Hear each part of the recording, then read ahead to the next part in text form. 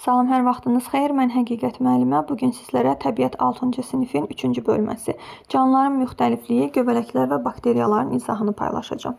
Biz canlıların müxtəlifliyini 5-ci sinif təbiət dərsliyində öyrənərkən, onları təsnif edərkən 4 böyük qrupa ayırmışdıq. Bitkilər, heyvanlar, onları ətraflı da orada o bölmədə öyrənmişdik. Həmçinin göbələklər və bakteriyalar. Göbələklər, bakteriyalar isə bu bölmənin içərisində öyrənəcəyik. Bakteriyalar həmişə gözə görünməz və mikroskopikdirlər, yəni mikroorqanizmdirlər.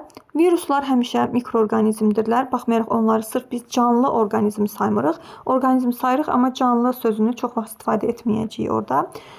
Aləm olaraq qəbul edilmir. Amma bitkilərin, heyvanların və göbələklərin həm mikroorqanizm nümayəndələri var, həm də gözlə görünən nümayəndələri var. Bəs nə zaman biz orqanizmə deyə bilərik ki, bu artıq mikroorqanizm qrupuna aiddir? Əgər onun ölçüsü 0,1 mm-dən daha kiçik olarsa, o zaman biz deyəcəyik ki, o həmin orqanizm qrupu mikroorqanizmlərə aiddir. Bakteriyalar həmişə 0,1 mm-dən kiçik olurlar. Viruslar hətta bakteriyalardan da kiçik ölçüdə olurlar. Ona görə onların hamısı mikroorqanizmdirlər. Bitkilərin, heyvanların və göbələklərin də həmçinin mikroskopik, yəni mikroorqanizmlər qrupuna aid olan nümayəndələri mövcuddur. Gəlin başlayaq göbələklərdən. Göbələklərin dedik ki, həm bir hüceyrəli, həm çox hüceyrəli nümayəndələri var. Bir hüceyrəliləri qoyaq bir qırağa, amma çox hüceyrəlilərin meyvə cisimləri olur. Meyvə cisimlərinin böyük bir hissi torpağın altı hissəsi torpağın altında olur, kiçik bir hissəsi isə torpağın üstündə ola bilir. Nəmişlik yerlərdə daha çox yaxşı yaşaya bilirlər. Ağac kötüklərinin, ağacların ətrafında olan torpaq sahəsində də daha çox yaşamağa üstünlük verirlər.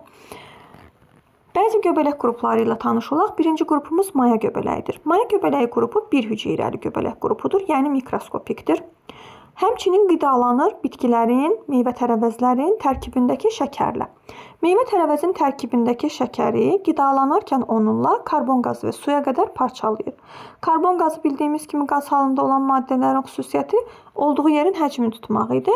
Xəmirin içərisində yayılmağa, zərrəcikləri arasındakı məsafə böyük olduğu üçün yayılmağa başlayır. Və xəmir yapışqan olduğu üçün onun içərisini tərk edə bilmir və xəmirin qabarmasına şərait yaradır. Bu səbəbdən də biz xəmir yoğurarkən, çörək bişirərkən maya göbələyini istifadə edirik məişətdə. Bu da onun qidalama mexanizmi ilə bağlı bizim istifadəyə istiqamətləndirdiyimiz bir xüsusiyyətidir. Maya göbələkləri həmçinin bu prosesi meyvə-tərəvəzlərdə də edə bilər. Onsuz da bizim hazırladığımız unun da tərkibindəki bitkidir. Yəni o da bir bitkidir. Buğdadan hazırlanıb, taxıl bitkilərindən hazırlanıb çünki. Ona görə tərkibində onun da şəkər, yəni nişasta mövcuddur. Maya göbələyinin qidasını təşkil edir. Qov göbələkləri nədir? Bəs qov göbələkləri parazit göbələk qrupudur. Çox hüceyrəlidir. Həm canlı ağac üzərində yaşaya bilir, həm də ağac kəsilərsə ölmüş kötüyü üstündə də yaşaya bilir. Əgər canlı üstündə yaşasa, o zaman ona biz parazit qidalanırsan deyəcəyik. Amma kötüyü üzərində yaşayarkən artıq çürüdücü orqanizm kimi qidalanır. Çünki ölmüş canlı ilə qidalanan artıq parazit sayılmır. Yəni parazit olması üçün mütləq canlının üzərində olmalıdır.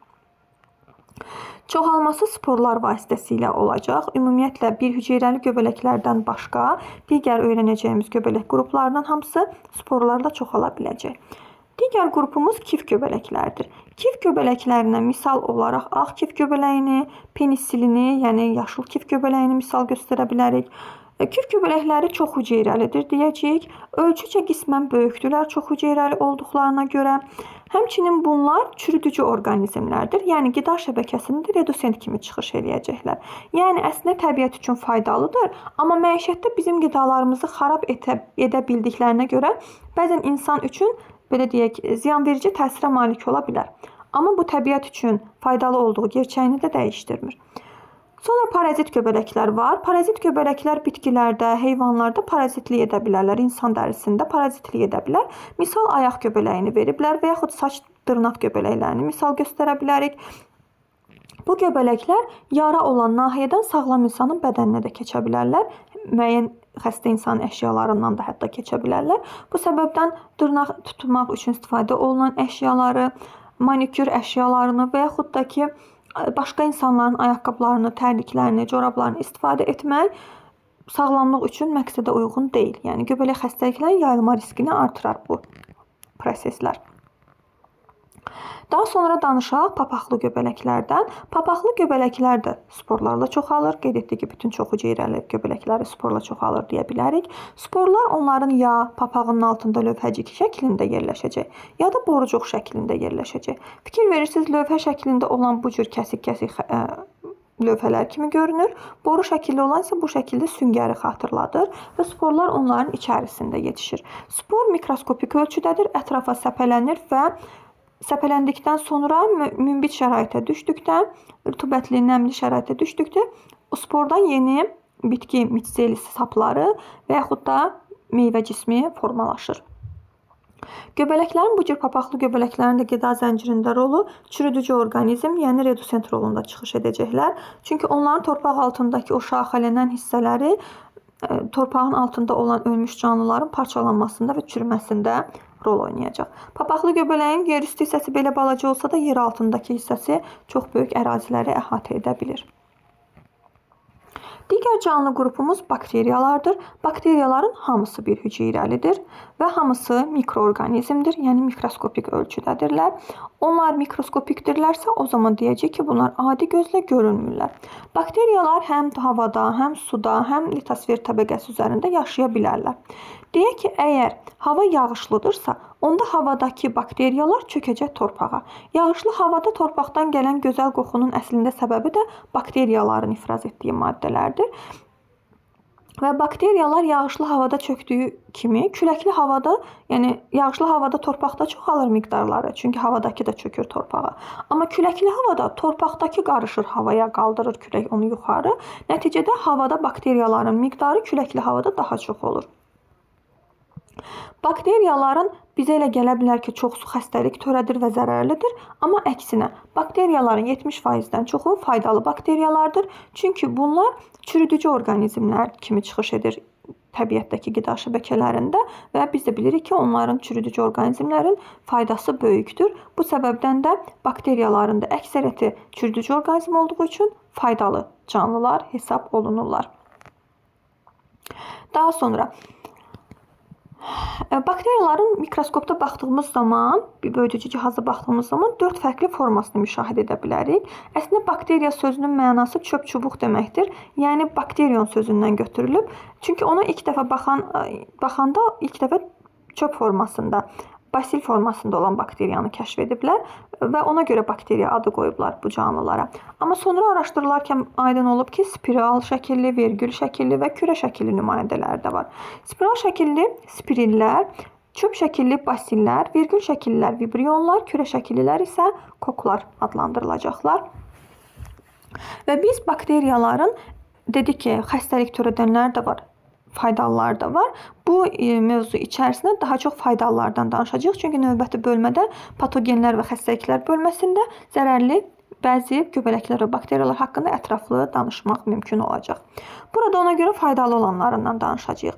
Əsasən dedik, torpaqda çürüdücü orqanizm kimi çıxış etdiklərinə görə bakteriyaların əksəriyyəti faydalıdır. Həqiqətən də torpaqda olan bakteriyalar şəkildə də görürük ki, sayca çoxdular və onlar orada olan ölmüş bitki cəsədlərini, heyvan cəsədlərini çürüdərək, onları minerallaşdıraraq qida zəncirində mühüm rola malik olurlar. Bunu bəzi göbələklər də edə bilir həmçinin. Daha sonra pendir, qatıq, sirkə kimi məişətdə istifadə etdiyimiz müxtəlif məhsulların hazırlanmasında da həmçinin bakteriyalardan istifadə oluna bilər. Biz yuxarıda da qeyd etmişdik ki, maya göbələyindən də xəmir hazırlanmasında istifadə edirdik. Bəzən isə qidaların xarab olmasına ya da antisanitariyanın yaranmasına səbəb ola bilər. Məsələn, ən çox sanitar qovşaqlarda antisanitariya formalaşdırır. Bunu da dezinfeksiya edici maddələrlə qismən qarşısını ala bilirik. Və yaxud da ki, bəzi bakteriyalar var ki, qidaların xarab olmasını təmin edir. Əslində yenə də qeyd edirəm, ağacdan və yaxud da kökündən qoparılan bitki artıq ölü bitkidir və ölü bitkini xarab edən canlı əslində onu çürütməklə məşğuldur. Sadəcə biz onu qopardıqdan sonra qida kimi istifadə edirik deyə bu insan üçün zərərlidir. Təbiət üçün bu çox da normal və təmiz bir prosesdir. Bir də son olaraq viruslardan danışaq. Viruslar da zərərli orqanizmlərdir. Canlı sayılmırlar çünki qidalanmırlar, nəticədə tənəffüs etmirlər, hərəkət etmirlər. Qıcığa cavab vermirlər. Bu səbəbdən biz onları canlı kimi qəbul etmirik. Bu əslində alimlər arasında təzadlı bir fikirdir. Bəziləri qəbul edir, bəziləri etmir. Amma belə baxanda hərəkət etmir, tənəffüs etmir. Ona görə bakteriya, göbələk, heyvan və bitkilərdən fərqlidir bu qrup. Bu aydın məsələdir. Burada bizə nümunə olaraq bakteriofagı verib, bakteriyalarda xəstəlik törədən bir virusdur. Tütün mozaikasını verib, tütün bitkisində xəstəlik törədən bir virusdur. Və qrip virusunu verib, deməli bu da heyvanlarda xəstəlik törədən bir virusdur. Şəkillərə diqqətlə baxıb göz yaddaşımızda saxlayaq quruluşlarını. Buradan da belə qənaətə gəlirik ki, viruslar həm bakteriyalarda, həm heyvanlarda, həm bitkilərdə, yəni canlı olan bütün orqanizmlərdə xəstəlik törədə bilərlər. Bunlara hüceyrəsiz həyat formaları da deyilir. Çünki hüceyrə adlı bir quruluş komponentləri yoxdur. Əslində bu da onların canlı olmamasını əsaslandıran bir səbəbdir. Və heç biri gözlə görünmür. Ona görə hamısı mikroorqanizmdir və hətta bakteriyalardan daha kiçik quruluşa malikdirlər. Həmçinin burada qeyd edəcəyik ki, bəzi üsullar vasitəsilə biz zərərli olan, belə deyək, məişətdə və s. bizə zərər verən canlılardan qoruna bilərik, bakteriyaların təsirindən qoruna bilərik. Məsələn, dondurma buna bir nümunədir. Qurudaraq, həmçinin duzlayaraq, ya da vakuumlaşdıraraq, konservləşdirərək və s. üsullarla mürəbbə hazırlanması zamanı şəkərlə məhlulu qatılaşdıraraq əslində bakteriyalar üçün əlverişsiz mühit yaradırıq. Əlverişsiz mühitdə bakteriyalar fəaliyyət göstərə bilmirlər və deməli qorunan bir vəziyyətə keçirlər. Nə zaman ki mühit əlverişli olsa, yenidən fəaliyyətlərinə başlaya bilirlər. Demək, xülasəyə də baxaq, biz bu bölmənin içərisində nələr öyrəndik? Biz bu bölmədə heyvanlar, bitkilər, göbələklər və bakteriyaların mikroorqanizm nümayəndələrinin olduğunu qeyd etdik. Göbələklərdən qov göbələyini, papaqlı göbələkləri, kif və maya göbələklərini öyrəndik. Bakteriyaların spiral şəkilli, çöp şəkilli, vergül şəkilli və kürə şəkilli nümayəndələrini öyrəndik. Və qeyd etdik ki, göbələklərdən əksəriyyəti çox hüceyrəlidir. Maya göbələyi və bakteriyaların hamısı isə daima bir hüceyrəlidir. Həmçinin də faydalı və zərərli xüsusiyyətləri haqqında da danışdıq. Qeyd etdik ki, bakteriyaların faydalı xüsusiyyətləri onların çürüdücü orqanizm kimi çıxış etməsidir. Həmçinin məişətdə biz onlardan pendir, qatıq, alkoqol hazırlaya bilərik. Pendiri həmçinin göbələklərdən də əldə edə bilərik. Həmçinin çörək hazırlanmasında da pendir, çörək belə yadda saxlayın, göbələklərdən istifadə oluna bilər. Həmçinin zərərli xüsusiyyətlərinə də qeyd etdik ki, zərərli xüsusiyyətləri bu canlıların, bakteriyaların və göbələklərin zərərli xüsusiyyətləri qida maddələrini xarab etmək və bəzilərinin isə xəstəliklərə səbəb olmasıdır. Bölmə haqqında deyəcəklərim bu qədər. Sağ olun.